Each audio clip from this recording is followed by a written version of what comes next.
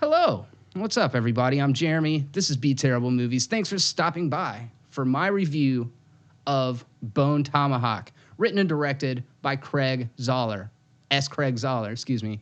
And before we get started, this is a spoiler-free review. So if you've already seen the movie and you want to get a little bit more deep into some of the specific things that happen, check for the link in the description, because here I'm just going to give you my general thoughts on the movie. This movie stars Kurt Russell, who is always awesome. He's great in this movie, sporting an epic mustache.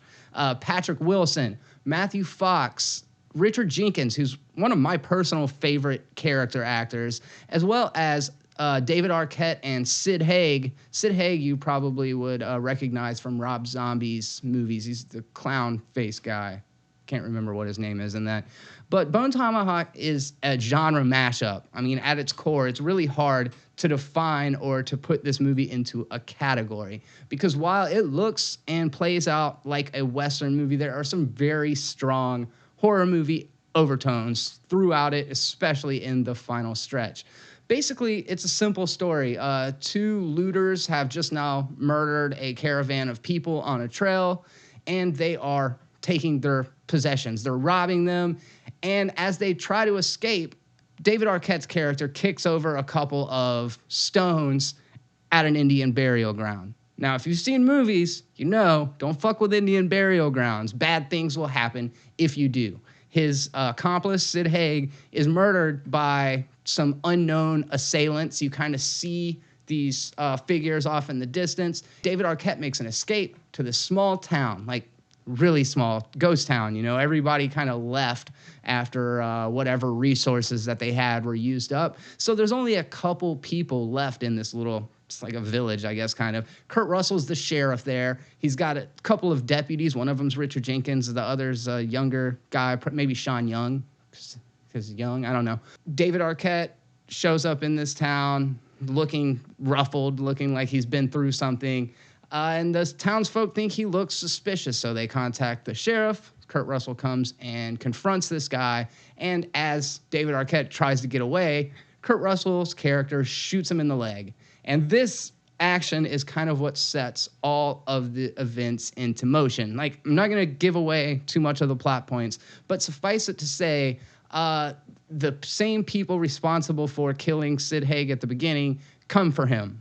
And they not only take him, they take a couple of people from the town as well. So it's up to Kurt Russell, Patrick Wilson, Richard Jenkins, Matt Fox to basically follow and track these guys down, find out where they are staying at so they can get back the townsfolk. And that's the movie in a nutshell.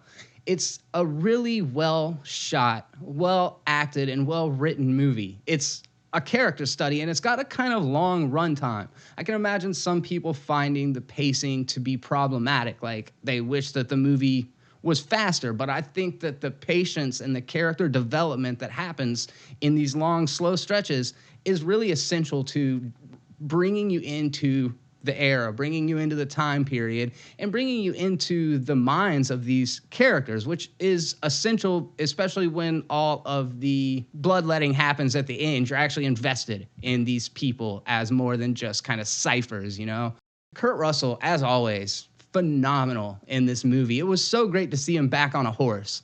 Tombstone is one of my all-time favorite movies. I think it's been like 20 years since Kurt Russell has played a cowboy, and to me, that is just like the perfect marriage of actor and character. He was born to play a cowboy, and he's just so freaking good at it. He is a very no-nonsense sheriff, and obviously him shooting David Arquette in the leg at the beginning was a mistake.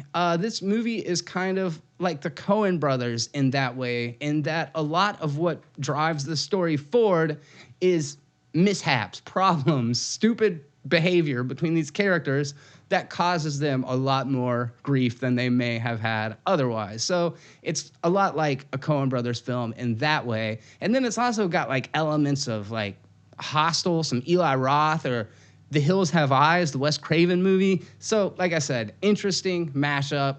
The cinematography is awesome. I use the word cinematography a lot, and for those of you who aren't movie buffs, you might not know exactly what that is, but it's just the photography, the way that the shots are composed and framed.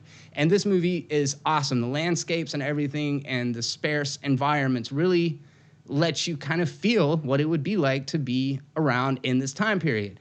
Also, the dialogue is awesome in this movie. It's poetic, and Craig Zoller has found a way of using old-timey Western language and make it to where you understand each of the expressions that they say, and it's just really cool. It's like something I've never really seen before, and I think that that's something that I appreciated a lot about it, because dialogue is one of my favorite parts of a movie, like good dialogue. And to me, it kind of makes or breaks a director. It's like, okay, you can do visuals, and cinematographers have a large hand to play in what we actually see. The script and the screenwriters are kind of propel the story, and then the directors, a good director, is able to really just pull a lot out of his actors. A good director is able to get good performances. This guy, was wearing a couple of hats as the writer and the director, and as a directorial debut, he's showing off as far as I'm concerned. This is a freaking awesome debut for a film. Bone Tomahawk is an experience unlike any other that I've had this year in the theaters, maybe ever, and I definitely recommend it. On a scale of 1 to 10, I'm giving Bone Tomahawk an 8 out of 10. Definitely something that you should check out. It's kind of the movie I'm championing right now because I didn't even know of it before I watched it. And hopefully by you seeing this review, you'll check it out. If you want to see my spoiler review, check for the link in the description. And thank you for stopping by. Click that subscribe button, like if you'd like, and until next time, keep it terrible.